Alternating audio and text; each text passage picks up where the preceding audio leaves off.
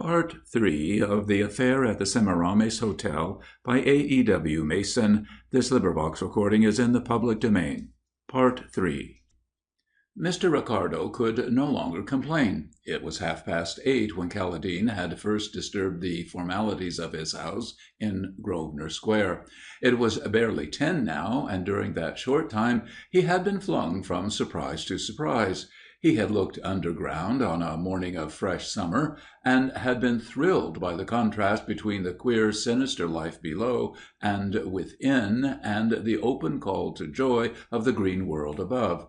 He had passed from incredulity to belief, from belief to incredulity, and when at last incredulity was firmly established, and the story to which he had listened proved the emanation of a drugged and heated brain, lo, the facts buffeted him in the face, and the story was shown to be true. "I am alive once more," Mr. Ricardo thought as he turned back with Hanaud, and in his excitement he cried his thought aloud. "Are you?" said Hanaud. "And what is life without a newspaper? If you will buy one from that remarkably raucous boy at the bottom of the street, I will keep an eye upon Caladine's house till you come back." Mr. Ricardo spread down to Charing Cross and brought back a copy of the 4th edition of the Star. He handed it to Hanaud, who stared at it doubtfully, folded as it was. "Shall we see what it says?" Ricardo asked impatiently. "By no means," Hanaud answered, waking from his reverie, tucking briskly away the paper into the tail pocket of his coat. "We will hear what Miss Joan Carew has to say, with our minds undisturbed by any discoveries. I was wondering about something totally different." "Yes?" Mr. Ricardo encouraged him. "What was it?" "I was wondering, since it is only 10 o'clock, at what hour the first editions of the evening papers appear." "It is a question," Mr. Ricardo replied sententiously, "which the greatest minds have failed to answer." And they walked along the street to the house. The front door stood open during the day, like the front door of any other house which is let off in sets of rooms. Hanaud and Ricardo went up the staircase and rang the bell of Caladine's door. A middle-aged woman opened it. "Mr. Caledine is in?" said Hanaud. "I will ask," replied the woman. "What name shall I say?" "It does not matter. I will go straight in," said Hanaud quietly. "I was here with my friend but a minute ago." He went straight forward and into Caladine's parlour. Mr. Ricardo looked over his shoulder as he opened the door, and saw a girl turn to them suddenly, a white face of terror, and flinch as though already she felt the hand of a constable upon her shoulder. Caledine, on the other hand, uttered a cry of relief. "These are my friends," he exclaimed to the girl, "the friends of whom I spoke to you." And to Hanaud he said, "This is Miss Carew." Hanaud bowed. "You shall tell me your story, mademoiselle," he said very gently, and a little colour returned to the girl's cheeks, a little courage revived in her. "But you have heard it," she answered. "Not from you," said Hanaud. So for a second time in that room she told the history of that night. Only this time the sunlight was warm upon the world, the comfortable sounds of life's routine were borne through the windows, and the girl herself wore the inconspicuous blue serge of 1,000 other girls afoot that morning. These trifles of circumstance took the edge of sheer horror off her narrative, so that, to tell the truth, Mr. Ricardo was a trifle disappointed. He wanted a crescendo motive in his music, whereas it had begun at its fortissimo. Hanaud, however, was the perfect listener. He listened without stirring, and with most compassionate eyes, so that Joan Carew spoke only to him, and to him, each moment that passed, with greater confidence. The life and sparkle of her had gone altogether. There was nothing in her manner now to suggest the waywardness, the gay irresponsibility, the radiance, which had attracted Caledine the night before. She was just a very young and very pretty girl, telling in a low and remorseful voice of the tragic dilemma to which she had brought herself. Of Célimène all that remained was something exquisite and fragile in her beauty, in the slimness of her figure, in her daintiness of hand and foot, something almost of the hothouse. But the story she told was, detail for detail, the same which Caledine had already related. "Thank you," said Hanaud, when she had done. "Now I must ask you 2 questions." "I will answer them." Mr. Ricardo sat up. He began to think of a third question which he might put himself, something uncommonly subtle and searching, which Hanaud would never have thought of. But Hanaud put his questions, and Ricardo almost jumped out of his chair. "You will forgive me, Miss Carew, but have you ever stolen before?" Joan Carew turned upon Hanaud with spirit. Then a change swept over her face. "You have a right to ask," she answered. "Never." She looked into his eyes as she answered. Hanaud did not move. He sat with a hand upon each knee and led to his second question. "Early this morning, when you left this room, you told Mr. Calladine that you would wait at the Semiramis until he telephoned to you." "Yes." "Yet when he telephoned you had gone out." "Yes." "Why?" "I will tell you," said Joan Carew. "I could not bear to keep the little diamond chain in my room." For a moment even Hanaud was surprised. He had lost sight of that complication. Now he leaned forward anxiously, indeed with a greater anxiety than he had yet shown in all this affair. "I was terrified," continued Joan Carew. "I kept thinking, 'They must have found out by now. They will search everywhere.'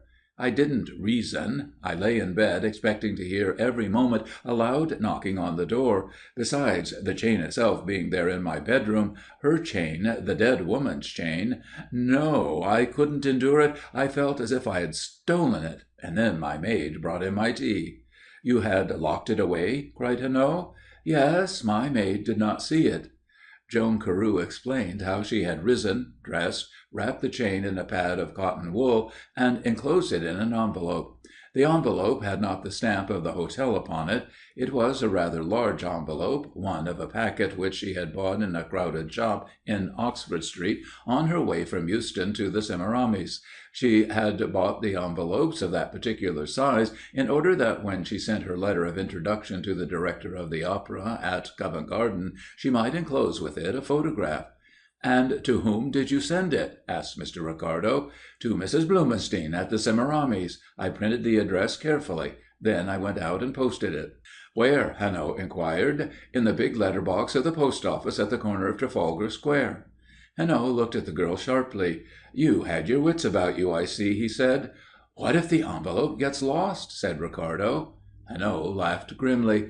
"If one envelope is delivered at its address in London to day, it will be that one," he said. "The news of the crime is published, you see," and he swung round to Joan. "Did you know that, Miss Carew?" "No," she answered in an awe-stricken voice. "Well, then, it is. Let us see what the special investigator has to say about it."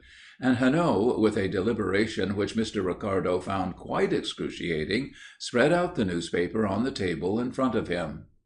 4. There was only one new fact in the couple of columns devoted to the mystery. Mrs. Blumenstein had died from chloroform poisoning. She was of a stout habit, and the thieves were not skilled in the administration of the anaesthetic. "It's murder none the less," said Hanaud, and he gazed straight at Joan, asking her by the direct summons of his eye what she was going to do. "I must tell my story to the police," she replied painfully and slowly, but she did not hesitate. She was announcing a meditated plan. Hanaud neither agreed nor differed. His face was blank, and when he spoke there was no cordiality in his voice. "Well," he asked, "and what is it that you have to say to the police, miss? That you went into the room to steal, and that you were attacked by two strangers dressed as Apaches and masked. That is all?" "Yes." "And how many men at the Semiramis ball were dressed as Apaches and wore masks? Come, make a guess. 100 at the least?" "I should think so." "Then what will your confession do beyond, I quote your English idiom, putting you in the coach?" Mr. Ricardo now smiled with relief. Hanaud was taking a definite line. His knowledge of idiomatic English might be incomplete, but his heart was in the right place. The girl traced a vague pattern on the tablecloth with her fingers. "Yet I think I must tell the police," she repeated, looking up and dropping her eyes again. Mr. Ricardo noticed that her eyelashes were very long. For the first time Hanaud's face relaxed. "And I think you are quite right," he cried heartily, to Mr. Ricardo's surprise. "Tell them the truth before they suspect it, and they will help you out of the affair if they can. Not a doubt of it. Come, I will go with you myself to Scotland Yard." "Thank you," said Joan, and the pair drove away in a cab together. Hanaud returned to Grosvenor Square alone and lunched with Ricardo. It was all right, he said. The police were very kind. Miss Joan Carew told her story to them as she had told it to us. Fortunately, the envelope with the aluminum chain had already been delivered, and was in their hands. They were much mystified about it, but Miss Joan's story gave them a reasonable explanation. I think they were inclined to believe her, and if she is speaking the truth, they will keep her out of the witness box if they can." "She is to stay here in London, then?" asked Ricardo. "Oh, yes, she is not to go. She will present her letters at the Opera House, and secure an engagement if she can. The criminals might be lulled thereby into a belief that the girl had kept the whole strange incident to herself, and that there was nowhere even a knowledge of the disguise which they had used."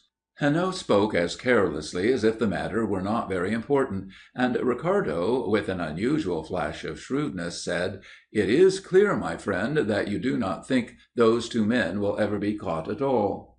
Hanaud shrugged his shoulders. "There is always a chance. But listen. There is a room with 100 guns, one of which is loaded. Outside the room there are 100 pigeons, one of which is white. You are taken into the room blindfold. You choose the loaded gun, and you shoot the one white pigeon. That is the value of the chance." "But," exclaimed Ricardo, "those pearls were of great value, and I have heard at a trial expert evidence given by pearl merchants. All agree that the pearls of great value are known. So when they come upon the market—" "That is true," Hanaud interrupted imperturbably. "But how are they known?" "By their weight," said Mr. Ricardo. "Exactly," replied Hanaud. "But did you not also hear at this trial of yours that pearls can be peeled like an onion?" "No." "It is true. Remove a skin, 2 skins, the weight is altered, the pearl is a trifle smaller. It has lost a little of its value, yes, but you can no longer identify it as the so and so pearl which belonged to this or that sultan, was stolen by the vizier, bought by Messrs. Lustra and Stanopoulos of Hatton Garden, and subsequently sold to the wealthy Mrs. Blumenstein. No, your pearl has vanished altogether. There is a new pearl which can be traded." He looked at Ricardo.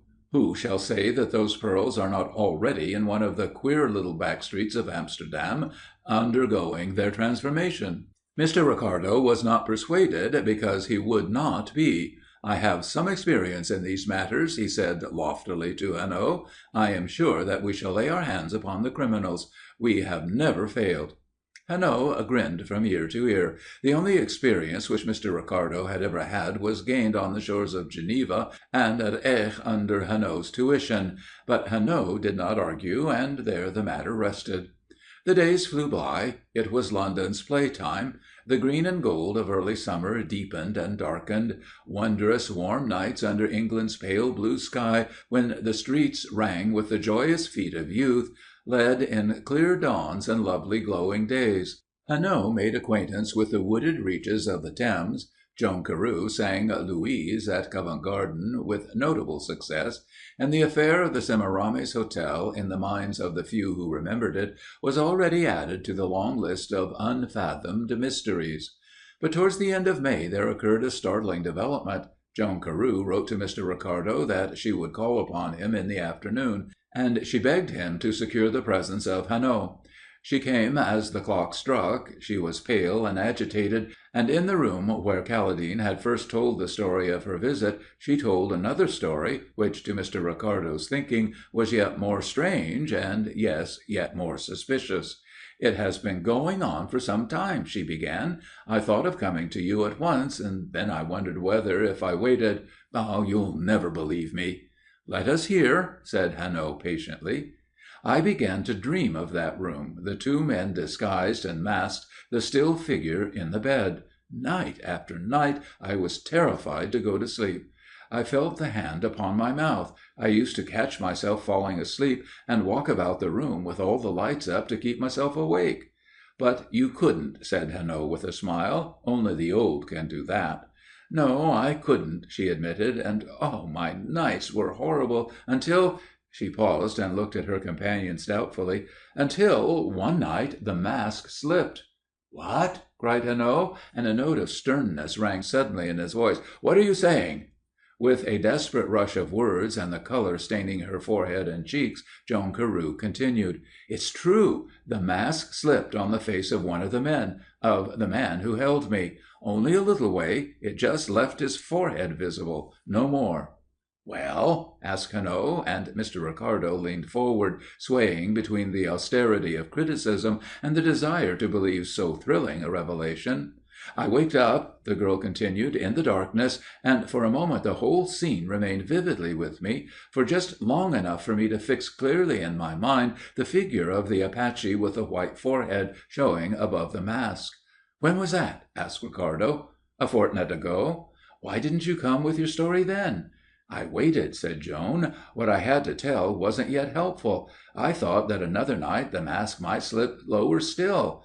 Besides, it is difficult to describe just what I felt. I felt it important just to keep that photograph in my mind, not to think about it, not to talk about it, not even to look at it too often, lest I should begin to imagine the rest of the face and find something familiar in the man's carriage and shape when there was nothing really familiar to me at all. Do you understand that?" she asked, with her eyes fixed in appeal on Hanaud's face. "Yes," replied Hanaud, "I follow your thought." "I thought there was a chance now, the strangest chance, that the truth might be reached. I did not wish to spoil it," and she turned eagerly to Ricardo, as if, having persuaded Hanaud, she would now turn her batteries on his companion. "My whole point of view was changed. I was no longer afraid of falling asleep lest I should dream. I wished to dream, but—" "But you could not," suggested Hanaud. "No, that is the truth," replied Joan Carew. "Whereas before I was anxious to keep awake, and yet must sleep from sheer fatigue, now that I tried consciously to put myself to sleep, I remained awake all through the night, and only towards the morning, when the light was coming through the blinds, dropped off into a heavy, dreamless slumber." Hanaud nodded. "It is a very perverse world, Miss Carew, and things go by contraries." Ricardo listened for some note of irony in Hanaud's voice, some look of disbelief in his face, but there was neither the one nor the other. Hanaud was listening patiently. "Then came my rehearsals," Joan Carew continued, "and that wonderful opera drove everything else out of my head. I had such a chance, if only I could make use of it. When I went to bed now, I went with that haunting music in my ears, the call of Paris. Oh, you must remember it, but can you realize what it must mean to a girl who's going to sing it for the first time in Covent Garden?" Mr. Ricardo saw his opportunity. He, the connoisseur, to whom the psychology of the green room was an open book, could answer that question. "It is true, my friend," he informed Hanaud with quiet authority. "The great march of events leaves the artist cold. He lives aloof. While the tumbrils thunder in the streets, he adds a delicate tint to the picture he is engaged upon, or recalls his triumph in his last great part." "Thank you," said Hanaud gravely. "And now Miss Carew may perhaps resume her story." "It was the very night of my début," she continued. "I had supper with some friends. A great artist, Carmen Valeri, honored me with her presence. I went home excited, and that night I dreamed again." "Yes?" "This time the chin, the lips, the eyes were visible. There was only a black strip across the middle of the face. And I thought, nay, I was sure, that if that strip vanished I should know the man. And did it vanish?"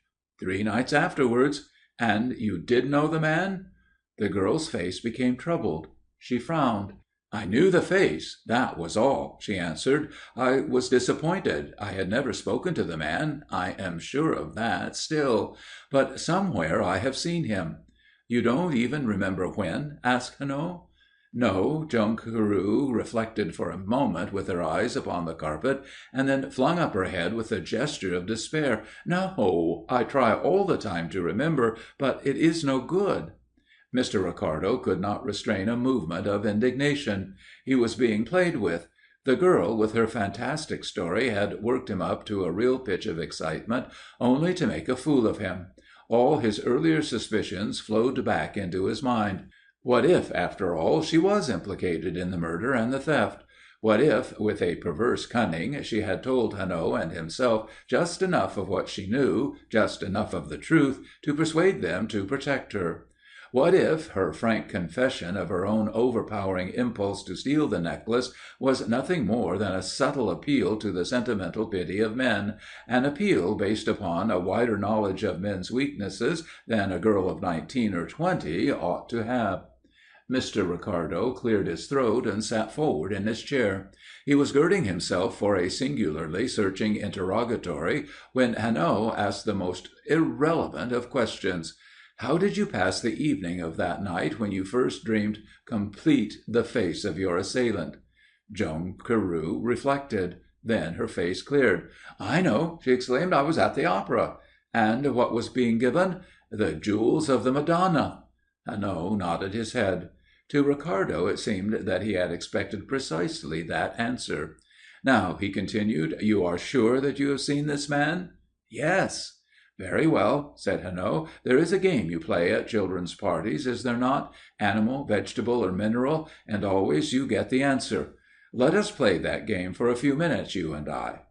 Joan Carew drew up her chair to the table and sat with her chin propped upon her hands and her eyes fixed on Hanaud's face. As he put each question, she pondered on it and answered. If she answered doubtfully, he pressed it. "You crossed on the Lucania from New York?" "Yes." "Picture to yourself the dining room, the tables. You have the picture quite clear?" "Yes." "Was it at breakfast that you saw him?" "No." "At luncheon?" "No." "At dinner?" She paused for a moment, summoning before her eyes the travellers at the tables. "No." "Not in the dining table at all, then?" "No." "In the library, when you were writing letters, did you not one day lift your head and see him?" "No." "On the promenade deck? Did he pass you when you sat in your deck chair, or did you pass him when he sat in his chair?" "No." Step by step Hanaud took her back to New York, to her hotel, to journeys in the train. Then he carried her to Milan, where she had studied. It was extraordinary to Ricardo to realize how much Hanaud knew of the curriculum of a student aspiring to grand opera. From Milan he brought her again to New York, and at the last, with a start of joy, she cried, "Yes, it was there!" Hanaud took his handkerchief from his pocket and wiped his forehead. "Ugh!" he grunted. "To concentrate the mind on a day like this, it makes one hot, I can tell you. Now, Miss Carew, let us hear." It was at a concert at the house of a Mrs. Starlingsfield in Fifth Avenue, and in the afternoon. Joan Carew sang. She was a stranger to New York and very nervous. She saw nothing but a mist of faces while she sang, but when she had finished the mist cleared, and as she left the improvised stage she saw the man. He was standing against the wall in a line of men. There was no particular reason why her eyes should single him out, except that he was paying no attention to her singing, and, indeed, she forgot him altogether afterwards. "I just happened to see him clearly and distinctly," she said. "He was tall, clean-shaven, rather dark, not particularly young, 35 or so, I should say, a man with a heavy face and beginning to grow stout. He moved away whilst I was bowing to the audience, and I noticed him afterwards walking about talking to people." "Do you remember to whom?" "No." "Did he notice you, do you think?" "I am sure he didn't," the girl replied emphatically. "He never looked at the stage where I was singing, and he never looked towards me afterwards." Part 3